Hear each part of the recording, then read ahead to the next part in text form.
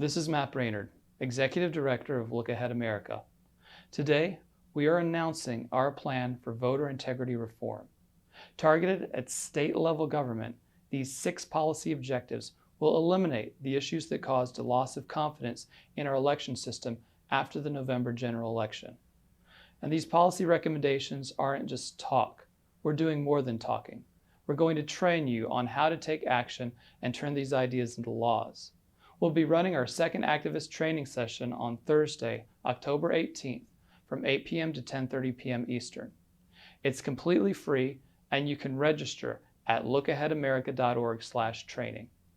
After that, we'll connect you with volunteer coordinators in your state who will help you organize your efforts. So let's get to these policy objectives. They're the result of months of work.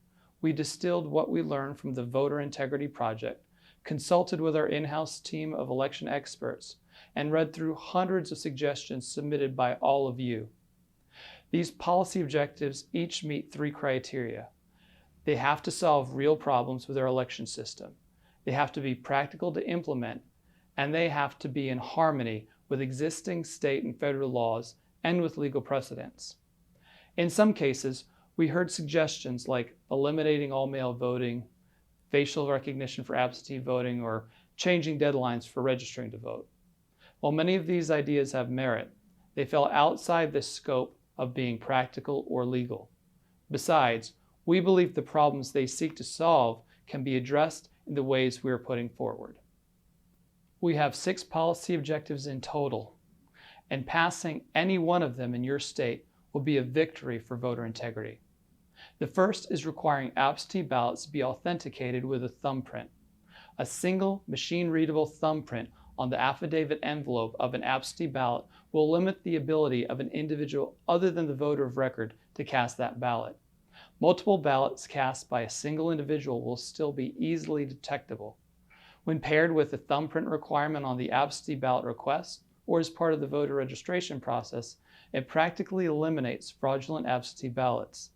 This process also eliminates many of the problems with ballot signature verification, witness signature, and unscrupulous ballot harvesting. To ensure voters' privacy, the state will encrypt the captured thumbprints as alphanumeric values with a one-way hash using a secure key. And they will be prohibited from sharing raw thumbprint data with any government agency. While some still may raise privacy concerns, I'd like to point out this is the only practical way to ensure absentee ballots are cast by the voter of record. And, well, if the government wanted your prints, they're already all over the ballot envelope. The second policy objective is mandating list hygiene and publicizing that hygiene process. The state will be required to engage in several processes to ensure the list of registered voters contains only those legally eligible to cast ballots.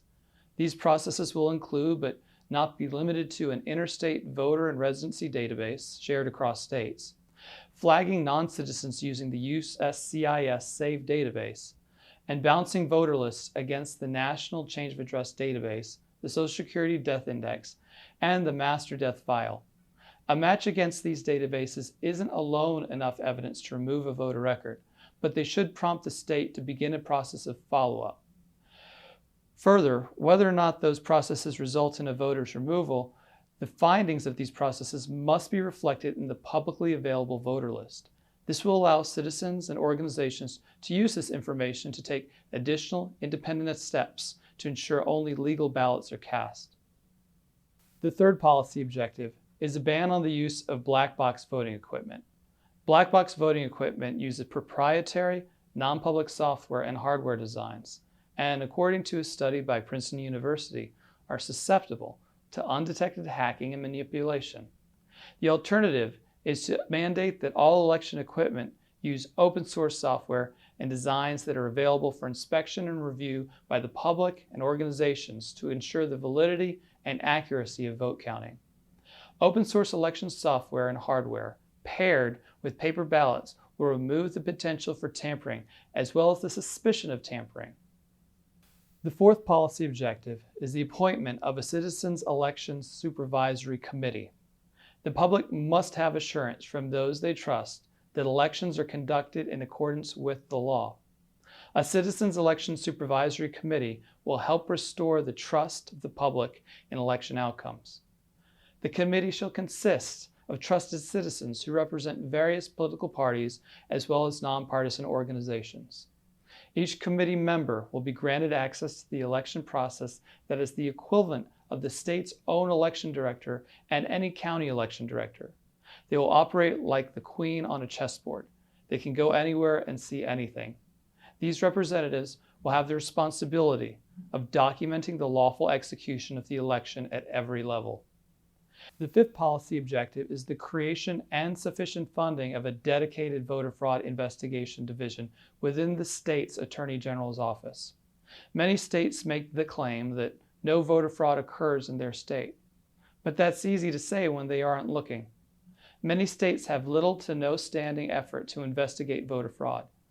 Dedicating a sufficient level of staffing and funding to a permanent division within the state's Attorney General's office will help to defend the integrity of our elections.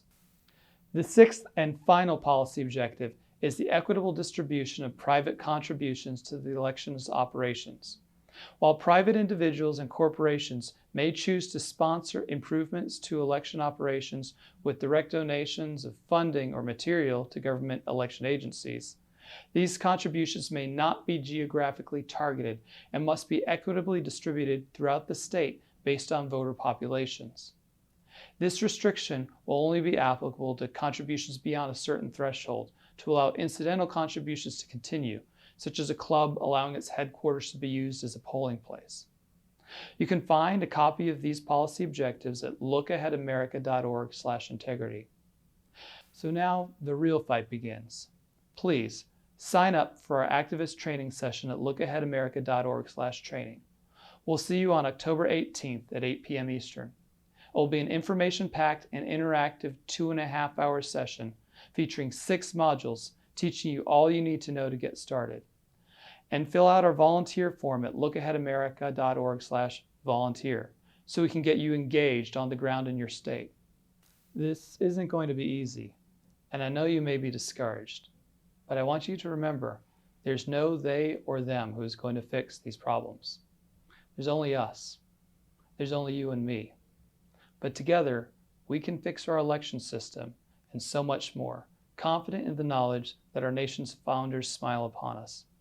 Thank you, and let's get to work. Whether you're watching on YouTube or Rumble, please hit like and subscribe. You can support our cause financially at lookaheadamerica.org/donate. This is Matt Brainerd.